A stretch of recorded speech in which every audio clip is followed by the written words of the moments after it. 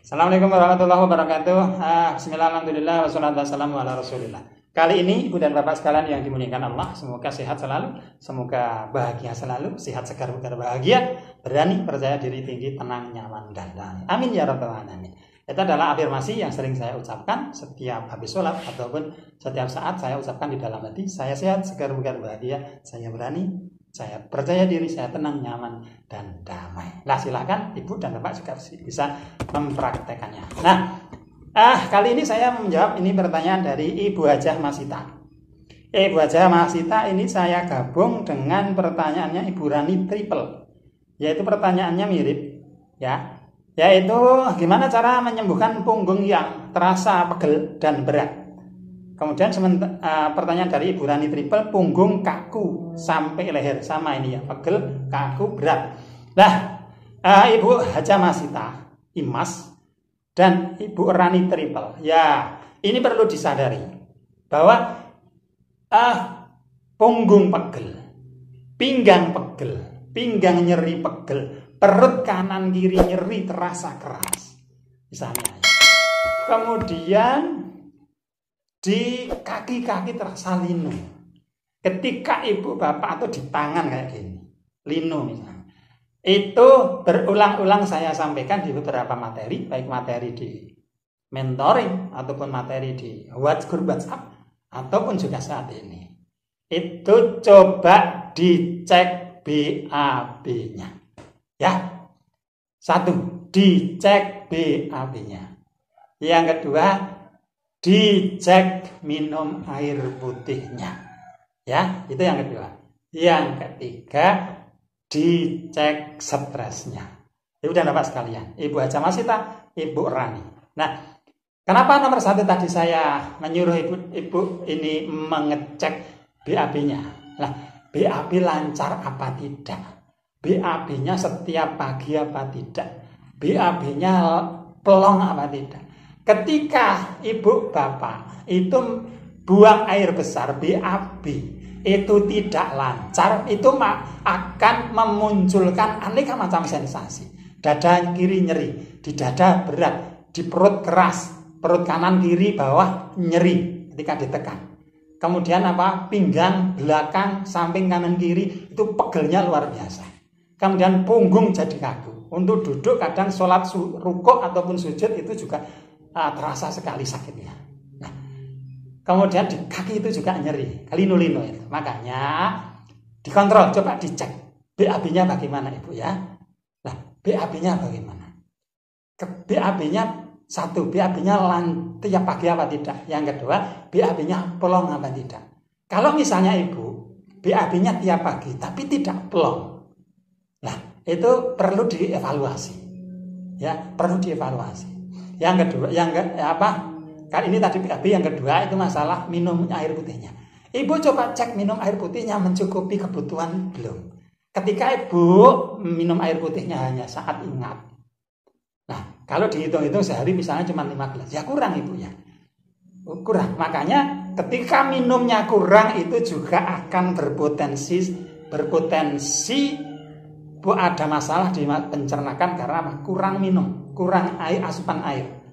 Nah, ketika kurang asupan air, itu gerakan-gerakan usus yang seharusnya itu bergerak secara alami dan normal, rileks. Ketika kurang minum, itu gerakan-gerakan usus di pencernakan itu akan mengalami kendala, akan mengalami ketegangan. Ketika mengalami ketegangan, itu akan berdampak di otot-otot di pinggang. Nah, berdampak di pinggang, di punggung itu terasa kaku, terasa pegel. Nah, itu juga bisa sampai di pundak, sampai di leher kencang. Nah, karena ketika BAB tidak lancar, BAB tidak pelong, minum airnya kurang, ya kan? Proses pencernaannya juga tidak sempurna. BAB-nya nggak lancar, usus menegang, peristaltik usus nggak rileks, ya kan? Nah, itu maka di aliran darah itu akan terbawa toksin-toksin yang diperoleh dari Dari BAB tidak lancar tadi. Dan toksin-toksin ini beredar di seluruh tubuh. Ketika racun karena BAB nggak lancar tadi, itu beredar di seluruh tubuh, apa yang terjadi? Ya, di badan pegel. Di badan nggak nyaman. Sebenarnya nggak hanya di pinggang, sampai punggung, leher, nggak hanya sampai di situ. Sebenarnya di kaki juga nggak nyaman, di dada perut juga nggak nyaman. Cuman nggak dominan.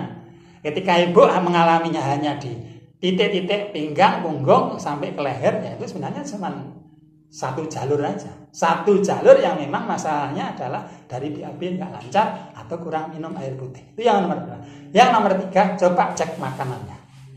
Nah, ibu makan apa saja setiap harinya? Makan makanan yang hanya disukai mulut apa makan makanan yang memang dibutuhkan oleh tubuh kita, dibutuhkan oleh pencernakan, dibutuhkan oleh otot-otot tubuh kita dalam beregenerasi, dibutuhkan sel-sel tubuh kita dalam meregenerasi juga sistem jaringan tubuhnya. Nah, ketika ibu hanya setiap hari hanya makan yang disenangi mulut, ya berarti apa? Ibu tidak memperhatikan apa yang dibutuhkan oleh sel-sel tubuh kita, jaringan-jaringan tubuh kita. Nah, meskipun ibu dan bapak itu sudah sembuh, yang namanya konsep menjaga kesehatan itu seumur hidup. Tidak hanya ketika ibu dan bapak saat ini sudah sembuh terus berhenti semuanya total merawat tubuh, itu tidak kayak gitu. Ya. Nah, justru ibu dan bapak sekalian kemarin itu diberikan yang namanya anxiety psikosomatis asam lambung. Itu berarti dulu ada pola hidup yang nggak beres, ada pola hidup yang salah, ada pola makan yang salah, ada pola sifat yang salah, ada pola pikir yang salah. Pola makan yang nggak beres, pola pikir yang nggak beres, pola hidup yang nggak beres, pola sifat yang nggak beres. Ketika ibu dan bapak selama treatment, selama terapi memperbaiki 4 macam kerangka ini, kemudian sembuh. Dan setelah sembuh ibu kembali ke habitat lama dulu. Tidak menjaga pola makan, pola pikirnya nggak karuan, pola hidupnya nggak karuan, nggak jelas. Kemudian sifat-sifat lama dulu diambil lagi, diadopsi lagi, dilakukan lagi. Itu namanya nggak bisa mengambil pelajaran dari, atau nggak bisa mengambil hikmah dari perjalanan ibu diberikan oleh Allah yang namanya anxiety psikosomatis asam lambung ini. Nah, tapi ketika ibu bisa mengambil hikmah, dulu ada pola makan yang berantakan, pola pikir yang berantakan, pola hidup yang berantakan, pola sifat-sifat yang berantakan. Ya, ibu ditegur oleh Allah, diberi kenikmatan, dinasihati, dikasih asam lambung, dikasih kecemasan. Kemudian ibu memperbaiki semuanya dan sembuh. Kemudian ketika sudah sembuh, kemudian ibu beranggapan ini sudah saatnya melakukan semuanya seperti dulu lagi. Makanya saya nggak setuju ketika ibu dan bapak atau kita mengatakan bisa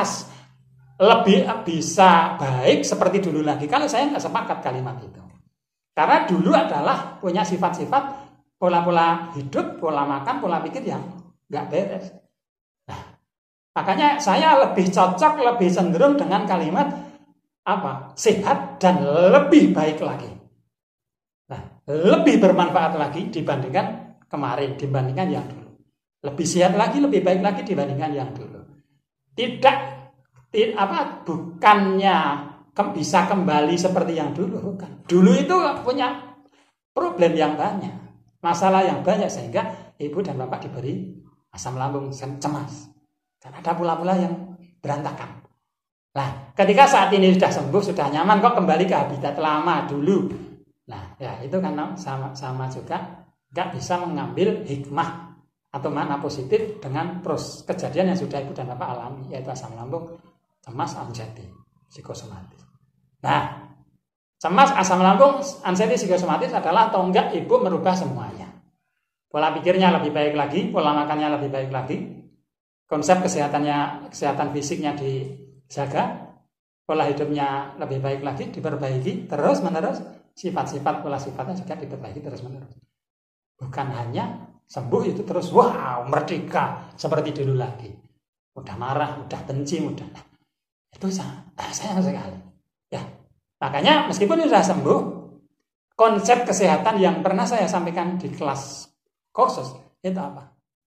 Yaitu satu, konsep detoksifikasi atau pembersihan. Yang kedua adalah konsep penyeimbangan sistem. Yang ketiga adalah konsep regenerasi sel. Nah, tiga konsep kesehatan ini dilakukan selamanya, ya ibu dan bapak.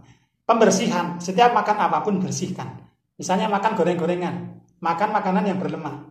Nah, makan makanan yang di situ banyak mengandung radikal bebas misalnya, jajan atau apa misalnya. Nah, itu segera digelontor dengan herbal vitamin lambungnya. Supaya apa? Toksin-toksin yang mengendap masuk di dalam perut tubuh itu digelontor, dibersihkan. Ini adalah konsep pembersihannya. Dan membersihkan toksin-toksin di dalam tubuh ini selamanya. Nggak hanya saat sakit saja ya Ibu dan Bapak. Kemudian yang kedua adalah menjaga keseimbangan sistem tubuh. Mengasup apa? Mengasupkan herbal-herbal yang ada di santri sereal. Tetap minum susu tawa, kulit manggis, habatus sauda, bekatul beras merah, padi garing, kemudian apa? Akar jahe, pace, apalagi, dan lain sebagainya. Itu dalam rangka apa? Untuk menjaga keberlangsungan keseimbangan sistem. Yang ketiga adalah regenerasi. Nah, di dalam susu etau, misalnya, nah, di dalam kulit manggis, di dalam daun kelor yang juga ada di santri sereal, itu mempunyai kandungan-kandungan yang bersifat meregenerasi sel tubuh kita. Nah, makanya Ibu dan Bapak sekalian, konsep kesehatan detoksifikasi, penyeimbangan, dan regenerasi ini adalah konsep yang seharusnya kita lakukan, kita jaga selamanya, seumur hidup. Nah, jangan sampai terjebak ketika udah sembuh terus dada merdeka makan apa saja tanpa memikirkan detok, pembersihan, tidak memikirkan pola penyeimbangan sistem tubuh, tidak memikirkan bagaimana supaya sel ini bisa meregenerasi dengan kita memberikan bantuan dengan asupan-asupan yang memang dibutuhkan. Nah, itu ya Ibu Mahasita dan Ibu siapa tadi, Ibu Rani. Nah, dicek 2 atau 3 macam itu. 1, BAB-nya. Yang kedua adalah minum air putihnya. Yang ketiga dicek pola makannya, apa yang sudah diasup, apa yang sudah diberikan pada tubuh kita ini. Dan bermanfaat. Semoga Allah memberikan kesehatan selamanya dengan sehat yang menyenangkan dan membahagiakan. Amin ya rabbal alamin. Sekian, wassalamualaikum warahmatullahi wabarakatuh.